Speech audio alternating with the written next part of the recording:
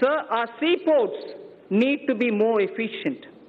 Technology has to be used to improve performance. A governance framework keeping with global benchmarks needs to be put in place. This government would consider corporatizing at least one major port and subsequently its listing on the stock exchanges. Inland waterways received a boost. Inland waterways received a boost in the last 5 years. The Jal Vikas Marg on National Waterway 1 will be completed. Further, the 890-kilometer Dhubri-Sadiyar connectivity in Assam will be done by 2022. Honorable Speaker, sir, developing waterways has its impact on the ecosystem on both the banks of the river. Our Prime Minister has conceptualized Arth Ganga. Plans are afoot to energize economic activity along the river banks. Air traffic has been growing rapidly in the country as compared to global average. 100 more airports would be developed by 2024 to support the Udan scheme. It is expected that the air fleet number shall go up from the present 600 to 1,200 during this time itself. I propose to provide 1.7 lakh crores for transport infrastructure in 2021. So taking electricity to every household has been a major achievement of this government. However, the distribution sector, particularly the DISCOMs, are under financial stress. The ministry intends to promote smart metering. I urge all the states and union territories to replace conventional energy meters by prepaid smart meters in the next 3 years.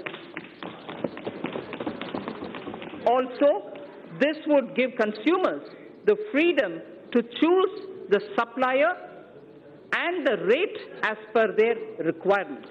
So this is a very important step in reaching electricity to all people.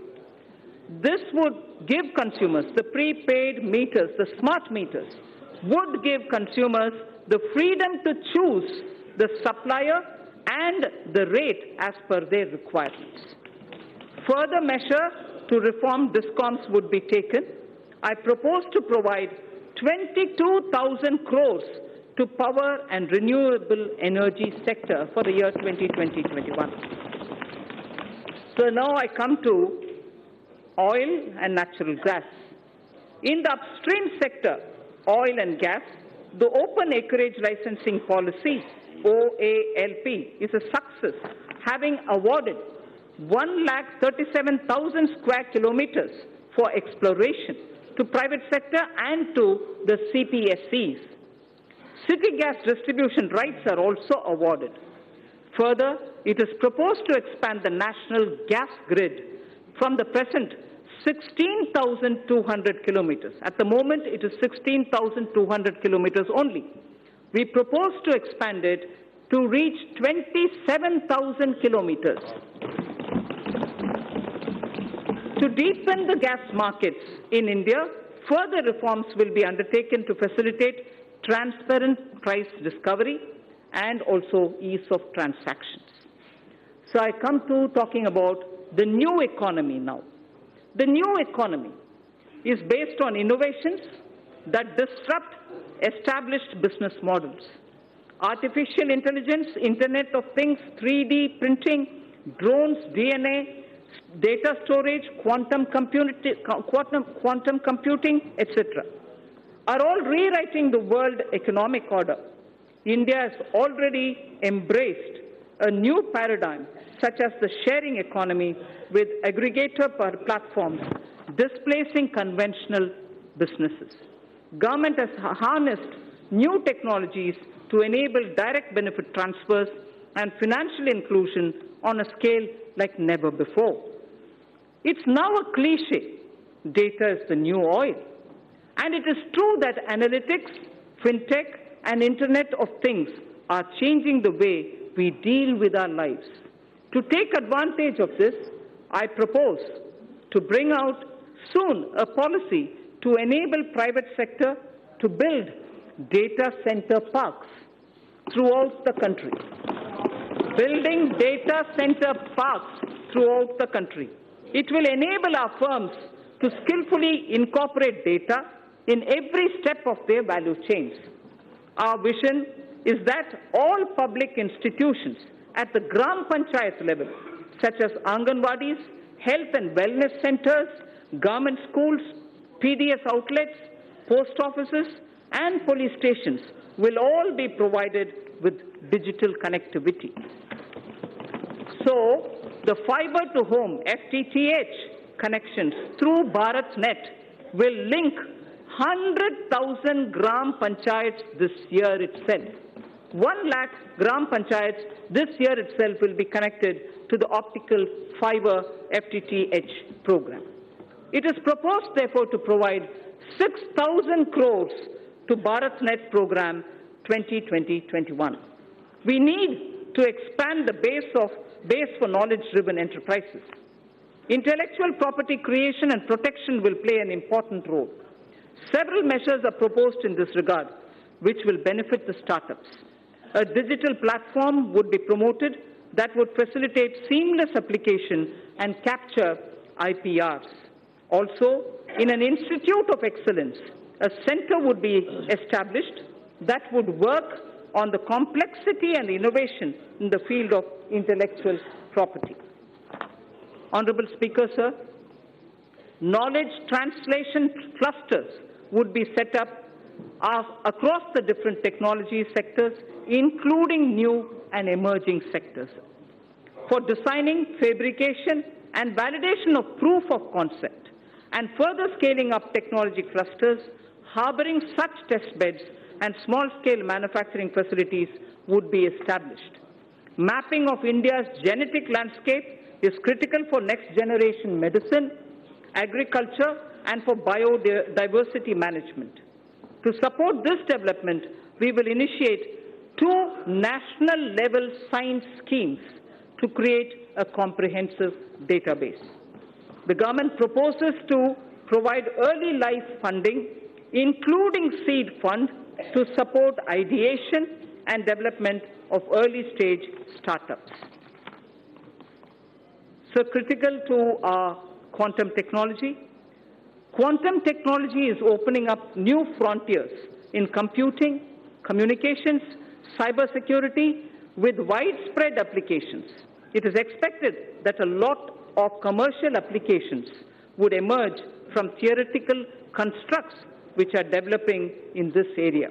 It is proposed to provide an outlay of 8,000 crores over a period of 5 years for the national mission on quantum technologies and applications. India would probably be the 3rd biggest and pioneering nation if we are able to break into this technology of quantum technology related to computing and other applications.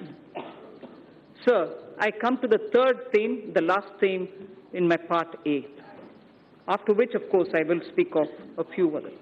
Caring society. In our 3rd theme, we focus on women and child, social welfare, culture and tourism, and also on environment and climate change. Women and child and social welfare, sir.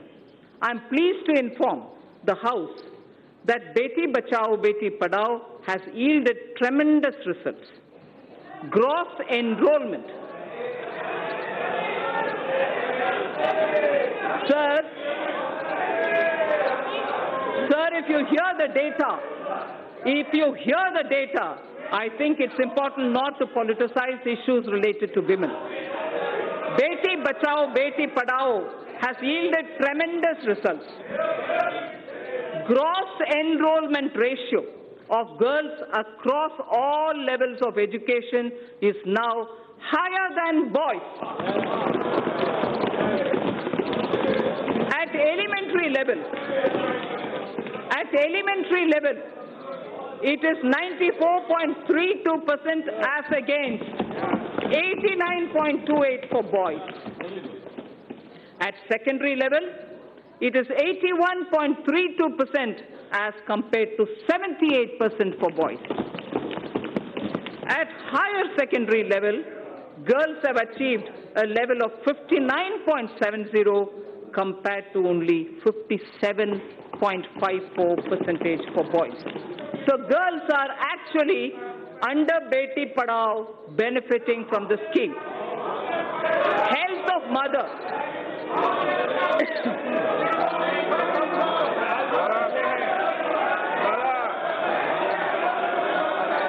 Sir, health of mother and child are correlated closely.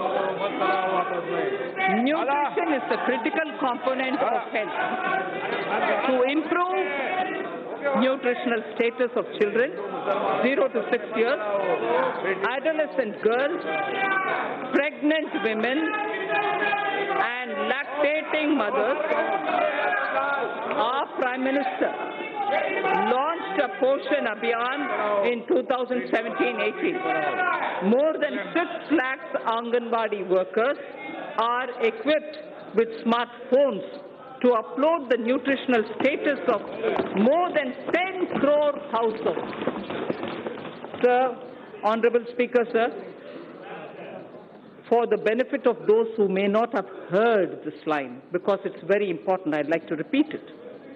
To improve the national nutritional status of children in 0 to 6 years of age, adolescent girls, pregnant women and lactating mothers, our Prime Minister launched a Poshan Abhiyan in 2017-18. More than 6 lakh Anganwadi workers are equipped with smartphones to upload the nutritional status of more than 10 crore households. The scale of this development is unprecedented.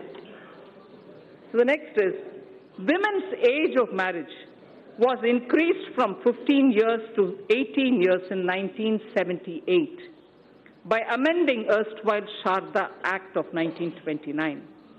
As India progresses further, opportunities open up for women to pursue higher education and careers.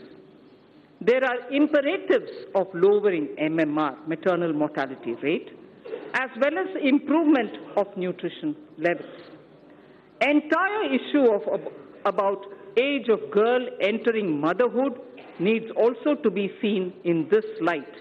I propose to appoint a task force that will present its recommendations in 6 months' time.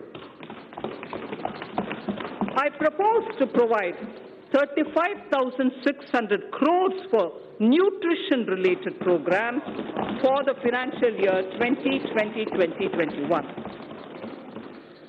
So in continuing with our government's commitment to welfare of women, this budget provides for about 28,600 crore for programs that are specific to women. Our government is determined that there shall be no manual cleaning of sewer systems or septic tanks. Suitable technologies for such tasks have been identified by the Ministry of Housing and Urban Affairs. The ministry is working with urban local bodies for the adoption of these technologies. We will now take this to its logical conclusion. We will now take it एक minute बंद मैं सभी माननीय सदस्यों से आग्रह करूंगा आपको बजट पर पर्याप्त समय और पर्याप्त अवसर दूंगा उस समय आप बोलना और दादा विशेष रूप से आपको बोलने की परमिशन दूंगा Thank you, sir. No. Thank you, Speaker, sir. We will now take this.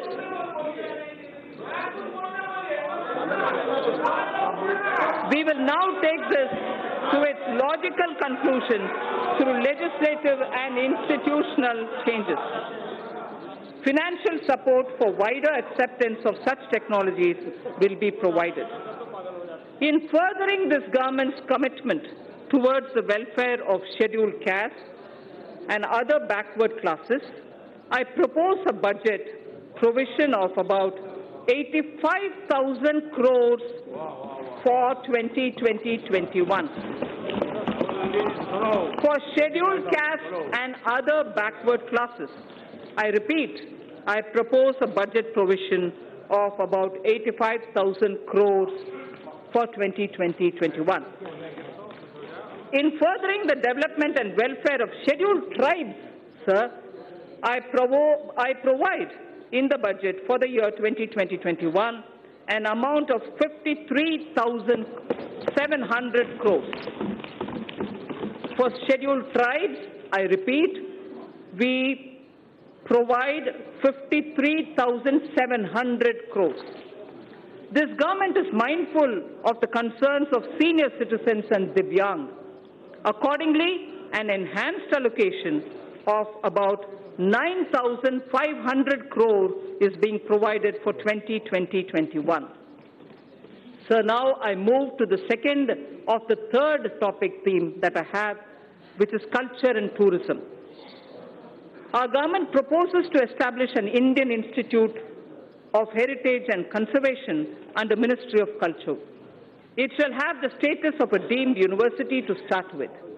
Acquisition of knowledge in disciplines such as museology and archaeology are essential for collecting and analyzing scientific evidence of such findings and for dissemination through high-quality museums.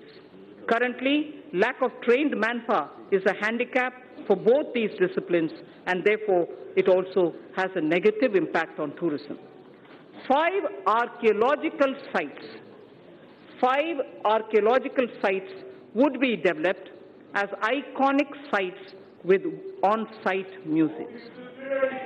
They are Rakhi Ghadi, Haryana; Hastinapur, Uttar Pradesh; Shiv Sagar in Assam; Dholavira, Gujarat; Adichanallur, Tamil Nadu. I repeat, 5 archaeological sites would be developed as iconic sites with on-site museums.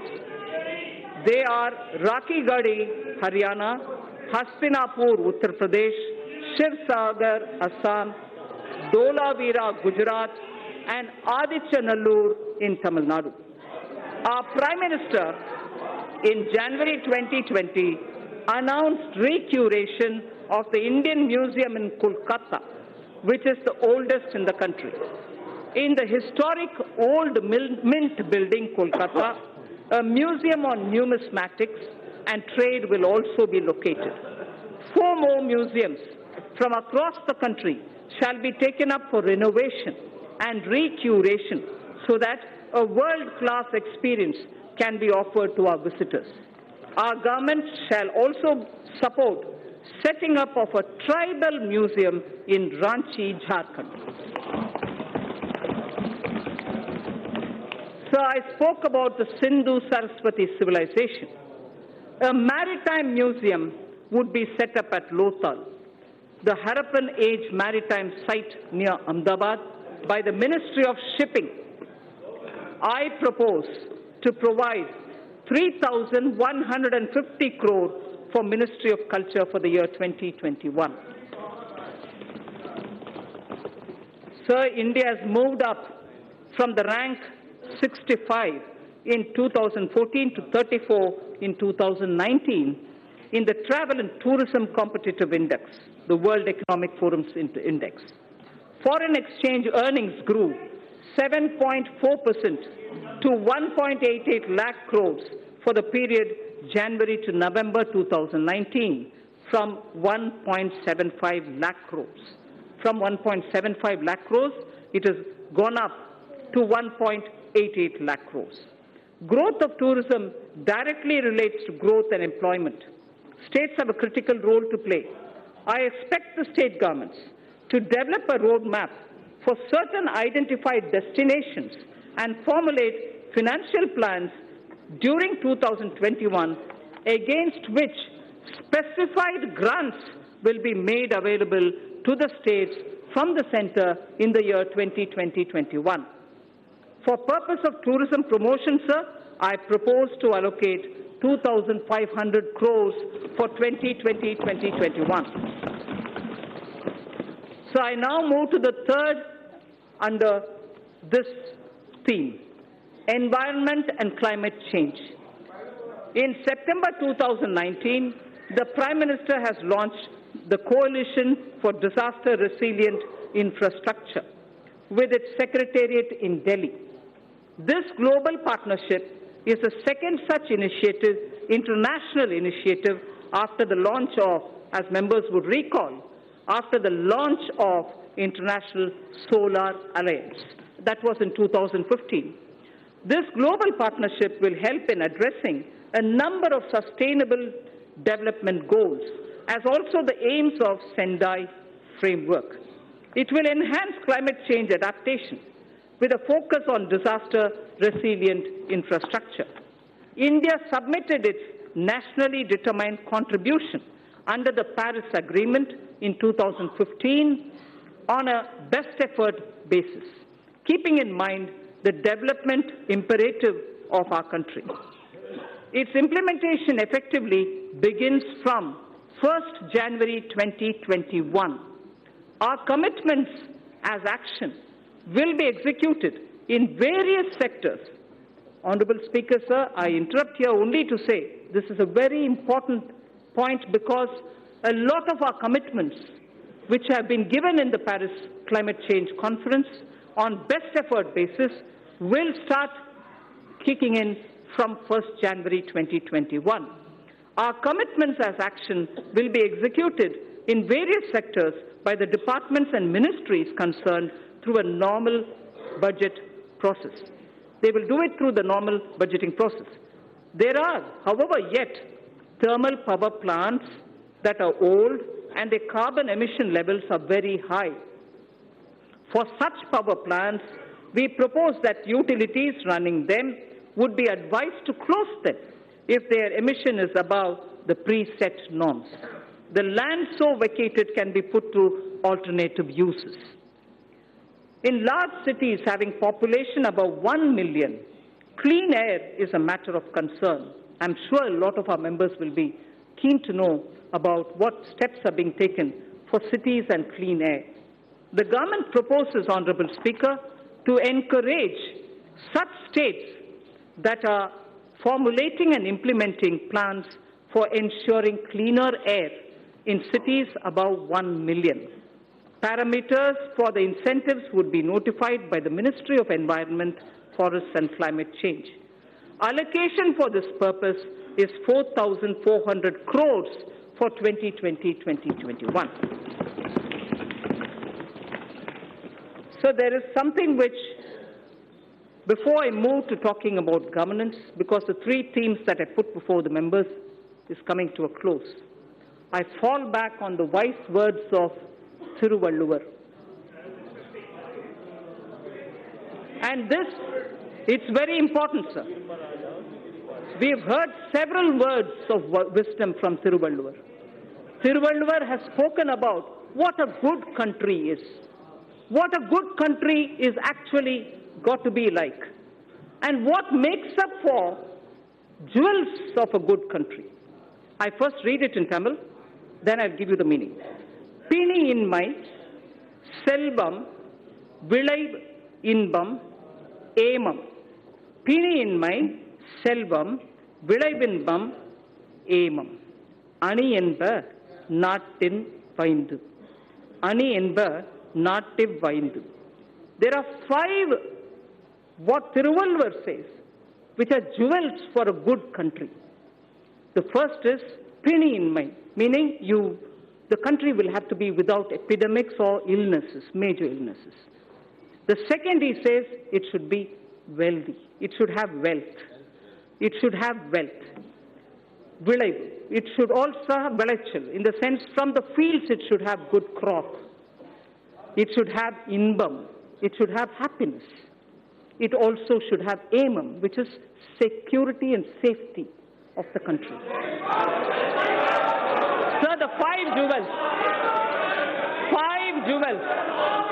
Pini inmai, selvam, vilai inbam, emam. and Inbam. Prime Minister Modi, Ayushman Bharat for health for all is penny in mind. Selvam, wealth creators will be respected in this country. Wealth creators will be respected in this country. Selvam. Vilaysal, having good crops.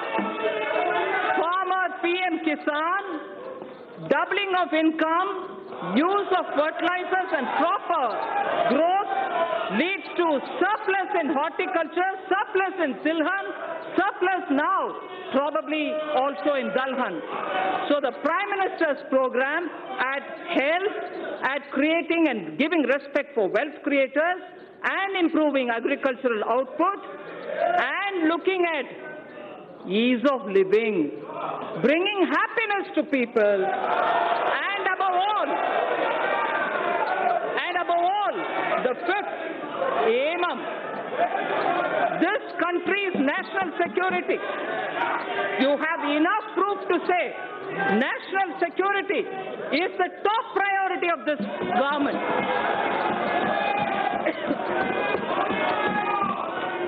So,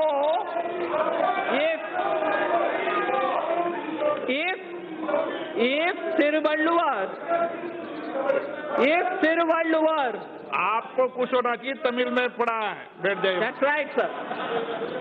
If Thiruvalluvar identified the 5 jewels for a good country, those 5 jewels are the ones which Prime Minister Modi is now addressing through his program. For health, Ayushman, for wealth creators, a respectable and honorable climate, good crops, happiness through ease of living, and national security. So, now with all that said, the bouquet of flowers which I would like to give every citizen with trust and faith, had flowers under aspirational India, a set of flowers under aspirational India, had set of flowers under environment and economy and also commerce and industry. A third set of flowers was under the caring India, caring society that we want to have. Now this bouquet of flower is held by 2 hands, governance and other financial institutions. I speak about governance, sir, which is very important. Good governance is what is going to be giving faith to the people. Honorable Speaker, sir, all the while I have explained the color and composition of the bouquet of flowers, schemes and programs. They were grouped under aspirational India, economic development and caring India. Now I speak about the 2 hands that will hold them. One such a hand is governance, which is clean, corruption-free, policy-driven, and good in its intent. And most importantly, trusting in faith, trusting every citizen, the aspirational youth, the hard-working women.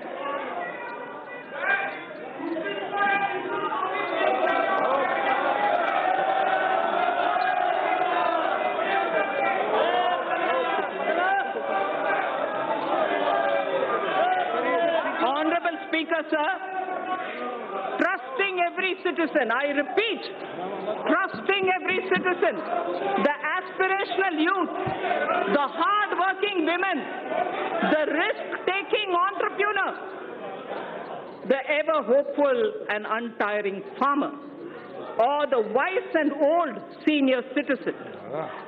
Many among them are taxpayers. Others may not be taxpayers now.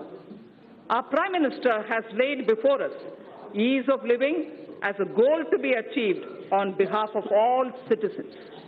An important aspect of both ease of living and ease of doing business is fairness, efficiency of tax administration. We wish to enshrine, this is important, Honorable Speaker. This is important, sir. Money being allocated to various programs is finance of this country. We will This is very important, sir. Businesses should have the confidence that things are being fair and the efficiency of the tax administration. We wish to enshrine in the statutes a taxpayer charter through this budget. A taxpayer charter is getting institutionalized into the statutes. It's going to be enshrined as a part of our laws. That's building trust. A taxpayer statute will be a part of our, a taxpayer charter will be a part of our statutes. Our government would like to reassure taxpayers that we remain committed to taking measures so that our citizens are free from harassment of any kind. We mean it, and we are willing to put it in the law. Tax harassment cannot be tolerated when we are talking about citizens and wealth collectors. There has been a debate about building into statutes criminal liability for acts that are civil in nature. This is important, sir. There has been a debate about building into statutes criminal liability for acts that are civil in nature. Hence, for Companies Act, certain amendments are proposed to be made that will correct this. Similarly, other laws would also be examined where such provisions exist, and attempts would be made to correct them also. The government intends to introduce major reforms in recruitment to non-gazetted posts in governments and public sector banks. At present, candidates have to appear for multiple examinations conducted by multiple agencies at different points of time for similar posts. This places enormous burden on time, effort, and cost for young people. To mitigate the hardship so faced, it is proposed to set up a national recruitment agency as an independent, professional, specialist organization for conduct of computer-based online common eligibility test for recruitment to non-gazetted posts. A test center in every district, particularly in the aspirational districts, would be set up. For the speedy disposal of commercial and other disputes, government has constituted various tribunals and specialized bodies. It is proposed to evolve a robust mechanism for appointment, including direct recruitment to these bodies to attract best talents and professional experts. A stable and predictable business environment is a key objective of this government. There is also a strong argument for ensuring that contracts are honored. India has a sound framework related to Contracts Act. We shall deliberate upon strengthening it. There is a growing need, sir, for Indian statistical system to meet the challenges of real-time monitoring of our increasingly complex economy. Data must have strong credibility. The proposed new national policy on official statistics would use latest technology, including artificial intelligence. It would lay down a roadmap towards modernized data collection, integrated information portal, and a timely dissemination of information thus collected. I am happy to inform that India will host G20 presidency in the year 2022. That is the year of 75th anniversary of independence of the Indian nation.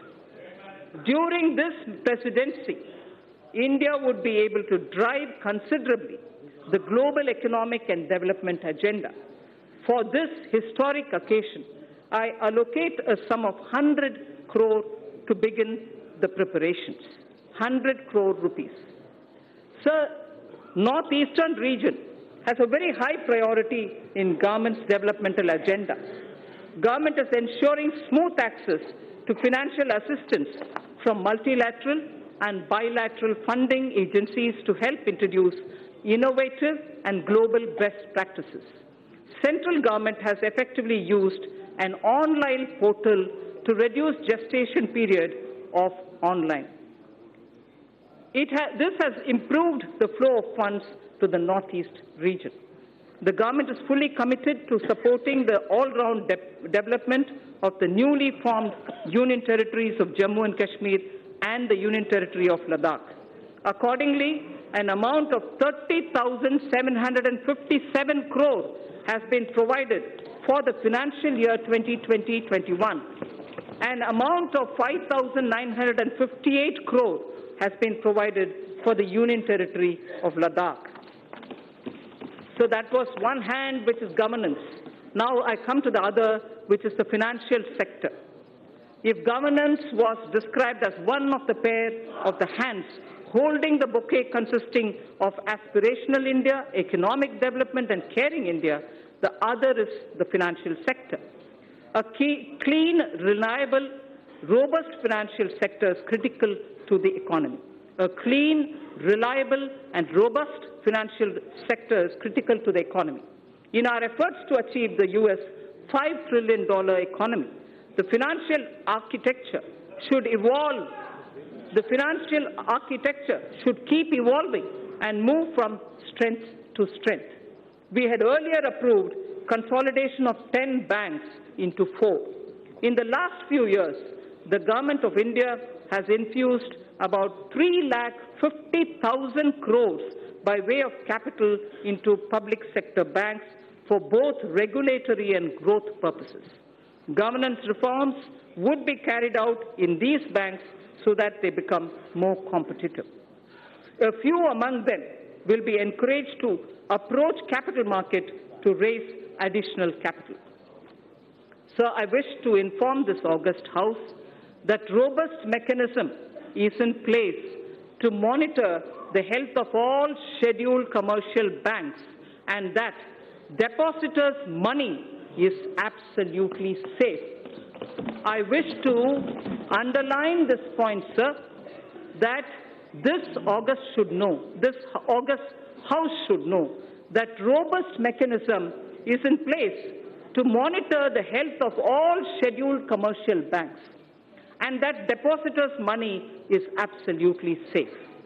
Further,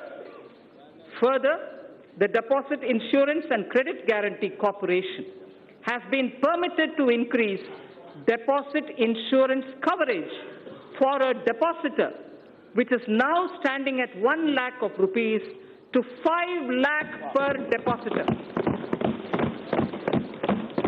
Sir, the insurance cover for a depositor is at 1 lakh now. Now we are raising it to 5 lakh for each depositor. Sir, to strengthen the cooperative banks, amendments to the Banking Regulation Act are proposed for increasing professionalism, enabling access to capital, and improving governance and oversight for sound banking through the RBI. The limit for NBFCs to be eligible for debt recovery under the Securitization and Reconstruction of Financial Assets and Enforcement of Security Interests under the SARFAESI Act 2002 is proposed to be reduced from 500 crores to asset size 100 crores only, or loan size from existing 1 crore to 50 lakhs. Therefore, we feel many of the small NBFCs which can come for debt recovery would be far easily done for smaller companies.